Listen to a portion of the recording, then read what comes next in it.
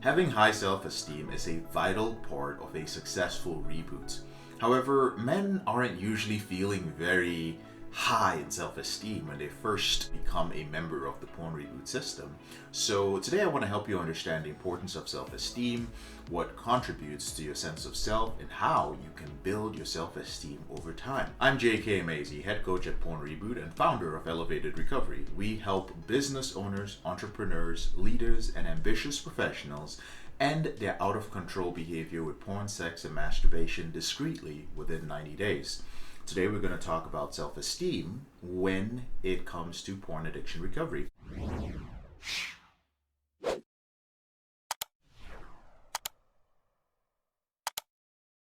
Now, self-esteem is something that I often speak about both here within our program, on our blog, in our emails, and on our podcast.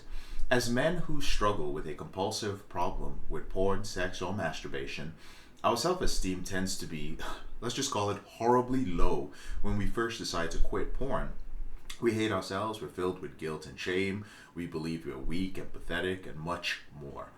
Unless you rebuild your self-esteem, you'll always find yourself struggling to maintain your reboot. You'll never see yourself as a man who can live a life free of your compulsive sexual behavior if you don't address your self-image and your self-esteem. So what can you do to work on your poor self-esteem when you first get introduced to the porn reboot system? Let's start with talking about what self-esteem is. Self-esteem could be simply put, for the purposes of rebooting, the way you feel about yourself. It's based on your self-image and how you view yourself. So for example, if you see yourself as a pathetic, porn-addicted man who can't overcome his behavior, well, you'll have poor self-esteem. However, if you recognize that, for instance, everyone makes mistakes and everyone has the power to actually overcome them, and you know that you're actually working to be a better man, so it means that your volition, your reasons for doing things are right, then you'll have a stronger sense of self-esteem. There are a few different aspects that make up your self-esteem, and addressing each of these areas will help you build up your sense of self-esteem and strengthen the way you feel about yourself. The first is your identity. Now, human beings naturally feel a desire, a drive to belong to something. Your identity is made up of two parts: your identity within a group and your identity within yourself. So in terms of a group, your identity is defined by the kind of people that you surround yourself with. This includes your family, your friends, colleagues, and your community. In terms of yourself, your identity involves all of your personal characteristics, both positive and negative. So reaching self-acceptance is important for cultivating self-esteem. The next aspect of it is competence. Competence is having trust in your ability to do or not do something. So it involves an understanding of your capabilities, your limitations, and your desire to learn new things. You won't feel very great if you believe you aren't capable of much. On the other hand, if you believe in your abilities, you'll have a deeper sense of self-esteem. So men who feel highly competent tend to have higher levels of self-esteem than those who feel incompetent. The next aspect of your self-esteem is self-confidence. Now, self-confidence is the main thing that feeds your self-esteem. Your sense of security, both personally and with those around you, contributes heavily to how you feel about yourself. Confident men also have high self-esteem. Building up your self-esteem relies primarily on building up your self-confidence. However, let's talk a little bit about self-esteem in extremes. There is an important caveat when it comes to building self-esteem. Going to extremes on either end, whether you have far too much self-esteem or far too little, that isn't really a healthy place to be. The most effective approach to self-esteem resides somewhere in a balanced middle point. For example, some men may have very high self-esteem without realizing that it isn't grounded in anything. They have an overly inflated sense of self, but it isn't built on anything outside of their perception. Then you have men who have a tendency to tear themselves down any chance that they can get. These men also have a tendency to carry an unrealistic, extreme view of themselves, but this is on the other end of the spectrum. Something that I notice in the majority of our clients in the intensive program, high-performing men, is their tendency to vacillate between these two spaces. So sometimes they puff themselves up and believe that they're better than others around them. But other times I find that they are overwhelmed, overcome with guilt, shame, and remorse because of their sexual behavior. And they believe that they're never going to overcome their behavior, or they're never going to amount to anything.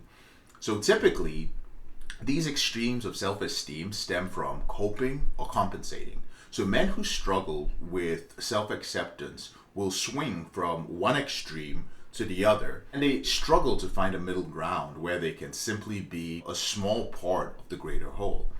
Having self-esteem in extremes is, in my opinion, not a helpful way to live, going from one end to the other, of high self-esteem to low self-esteem. It's not grounded in reality, and it's built on a false sense of self. You're either better than everyone else, or you're worse than everybody else, and you reside somewhere in the middle, a human among other humans. There's nothing wrong with that. So here's the importance of building self-esteem. When you develop healthy self-esteem, you know exactly who you are, where you want to be, and what you want to do in general, of course. This enables you to make better choices in every area of your life.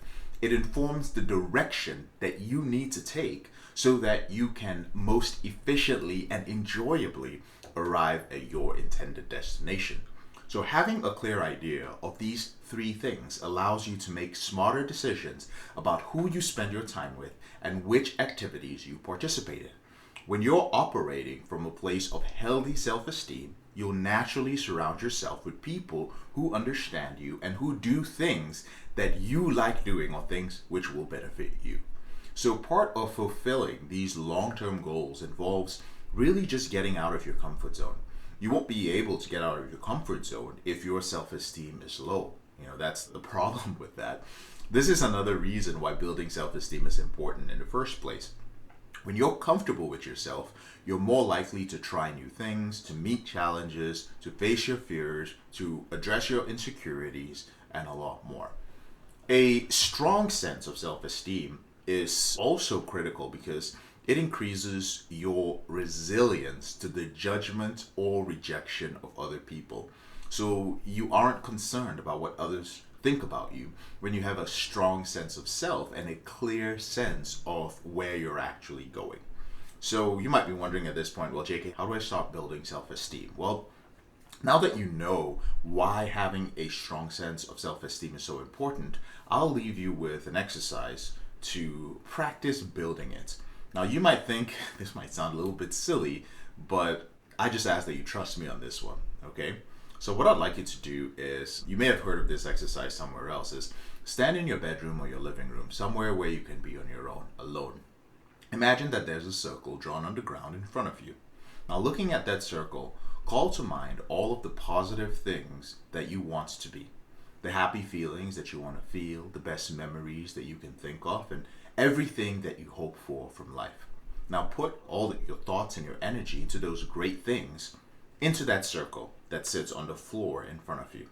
Then what I want you to do is I want you to physically step into that circle and allow the positive energy and the image that you created to surround you.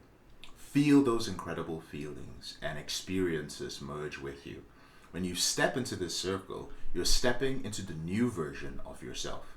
Now, you may not feel it fully yet, but you will notice a shift in your mental energy and in your well-being. And once you practice this exercise at home, you can begin to bring it with you anywhere you go. So you can imagine that that circle is always right in front of you, and you can just step into it at any time. Then you can step out of it as a stronger, more confident version of yourself. Right? Actually, I remember where I got this exercise from our neural reprogramming coach, Milan. I want to make sure I attribute it the right way. So I know this sounds a little bit woo-woo or out there, but I want you to try it without any judgment. And once you've done so, head over to the Porn Reboot Facebook group and tell us about your experience with it. There's a link to join in the description below this video. Also, let us know what your experience was like. You also have the opportunity to read about some of the other experiences of brothers who have actually been using the exercise. It's a great first step towards building your self-esteem and incorporating other aspects of the program. So there you have it, brother. That is a little bit about self-esteem and how to begin building it in your life. Thank you so much for watching. If you enjoy these videos, I release 4 videos a week, every single week.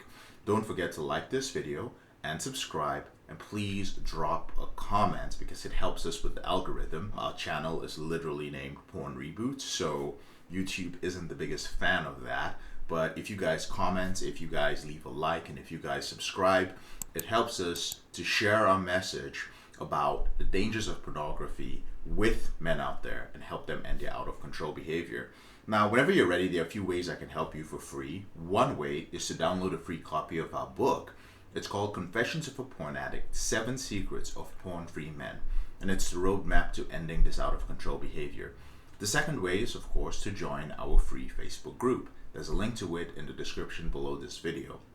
And finally, if you are at a point where you need to speak to a professional, you're like, I've struggled with this for many years, I've watched YouTube videos, I've read books, I've worked with therapists, but I'm still relapsing and I just want to be done with this behavior once and for all, please consider scheduling a call with one of our Reboot strategists to find out if you're a good fit for one of our coaching programs. Again, I'm JK, your brother in this struggle. Thank you so much for taking the time to watch this video, and I'll speak to you here on YouTube later on in the week. Take care.